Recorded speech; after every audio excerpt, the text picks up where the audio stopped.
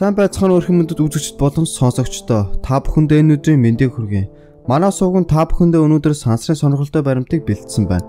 За ингээд хэдүүлээ бичлэгтээ орцгоё.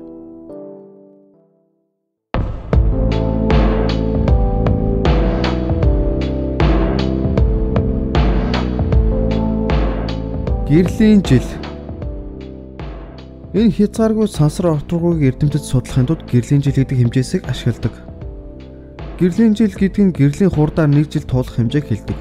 Яагаад гэвэл энгийн хэмжээсийг ашиглахад нэг гэрлийн жил нь ойролцоогоор 9 их найд 460 тэрбум, 730 сая, 472,580.8 км тэнцвүүц хэмжээний байдаг. Яг хэр хурдан гэдгийг мэдмээр байвал та яг одоо дотроо өөрийгөө гэрлийн хурдаар хөдөлдөг гэж төсөөлөд үз. Тэгвэл та 1 секундэд дэлхийг 7.5 удаа тойрно. Үүнтэй харьцуулбал та онгоцоор дэлхийг ганцхан удаа тойрно гэвэл 2-3 хоног болно.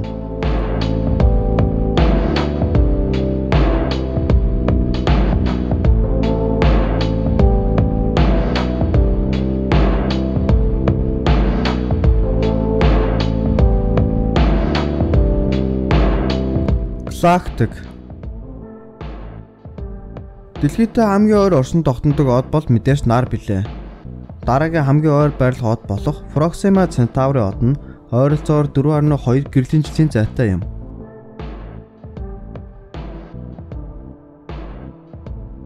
Манай нарны аймагт оршин тогтнодог сүүн зам галактик дотор ойролцоогоор 400 тэрбум од оршин тогтнодог бөгөөд ойролцоогоор 52,850 гэрлийн жилийн хэмжээтэй. Үүнтэй харьцуулбал хамгийн жижиг галактик нь хэдхэн мянган одтой байна. Хамгийн том галактик IC1101 нь бидраас ойролцоогоор бараг тэрбум гэрлийн жилийн зайтай бөгөөд ойролцоогоор 2 сая гэрлийн жилийн хэмжээтэй ба ойролцоогоор 100 их найд одтой юм байна.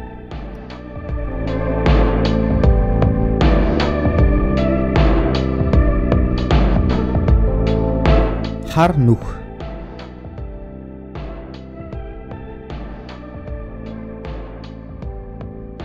Таны одоо дэлгэсэн дээр харж байгаа бүдэг зураг бол хамгийн анхны жинхэнэ хар нүхний зураг юм. Энэ зураг 2019 оны 4 сарын 10-нд нийтлэгдэж, тэрнээс өмнө хязгаарч хар нүхний зураг байгаагүй. Зөвхөн таамаглал дээр тулгуурсан зургууд байжээ. Энэ хар нүх нь Мессер 87 гэдэг галактикт оршдог бөгөөд дэлхийгээс 55 сая гэрлийн жилийн зайтай оршдог юм байна. Энэ хар нүх нь манай нартай харьцуулбал 6.5 тэрбум дахин илүү масстай юм. Энэ зургийг авахын тулд 200-аас илүү эрдэмтэд ажиллаж, дэлхий дээр байгаа нийт 8 телескоп ашиглан хоорондоо мэдээлэл хуваалцсан байж энэ зургийг авчээ.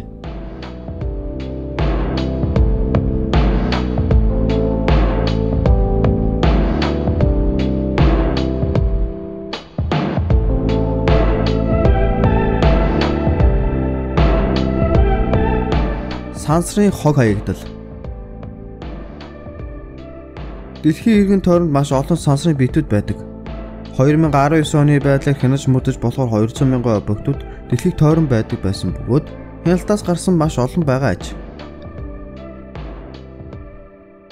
Тэдгээрийг дурдвал 1 см-аас жижиг хэмжээтэй 128 сая ширхэг, 1-ээс 10 см хэмжээтэй 900,000 ширхэг, 10 см-аас том 34,000 ширхэг ойролцоогоор байдаг гэж Америкийн сансрын танталтын сүлжээ нийтэлсэн байна.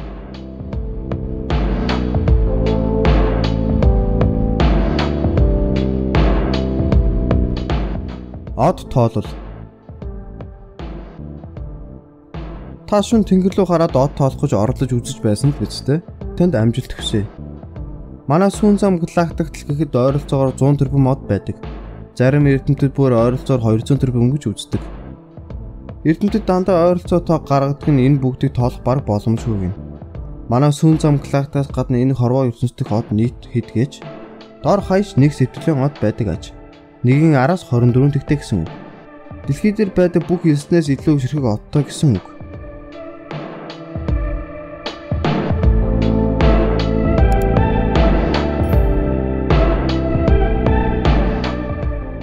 Огторгуйдах ус. APM Тэг 8 279 нэмэх 5255. Энэ айхтар нэтэ квазар нь эндээс 12 тэрбум гэрлийн жилийн зайтай байдаг ба энэ квазарт маш том усан биед оршдог байна. Үйл маягийн хэлбэрээр оршдог усан биед нь манай дэлхийн бүх далайн устай харьцуулбал 140 их 80 дахин илүү устай байдаг юм.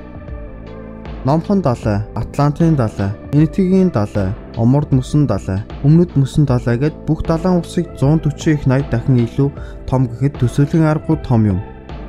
Манай сүүн зам галактикт орших ус нь энэ усан биетээс 4000 дахин бага устай гэд бодоод үз. Үнэхээр гайхалтай биш гэж үү?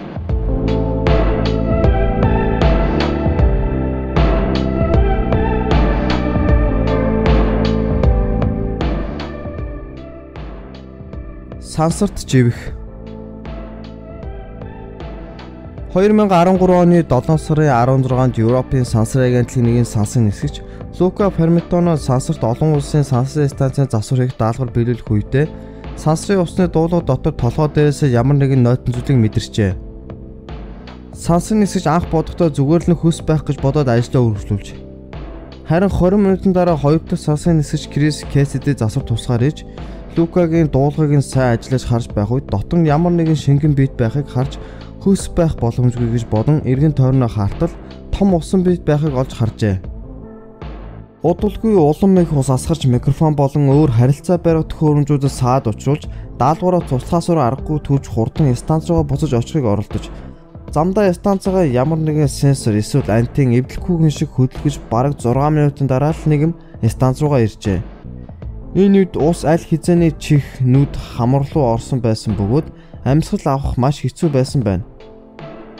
Сансын усны доголдоос болоод Лука бараг сансарч ивсэн анхны бөгөөд цорын ганц хүн болох байлаа.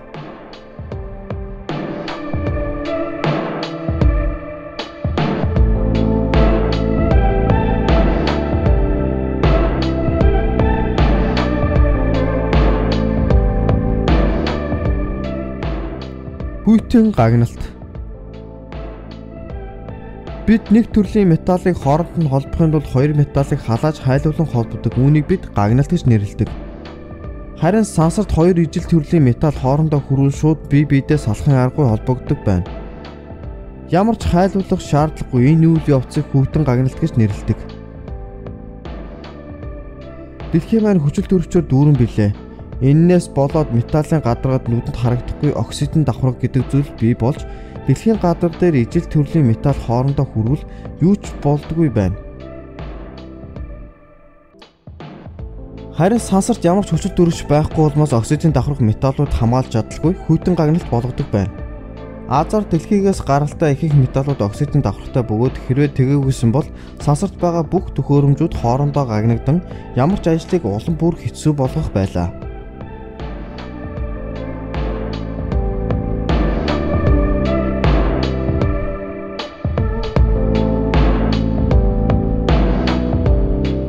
Манай бичлэг та бүхэнд таалагдсан гэж найдаж байна.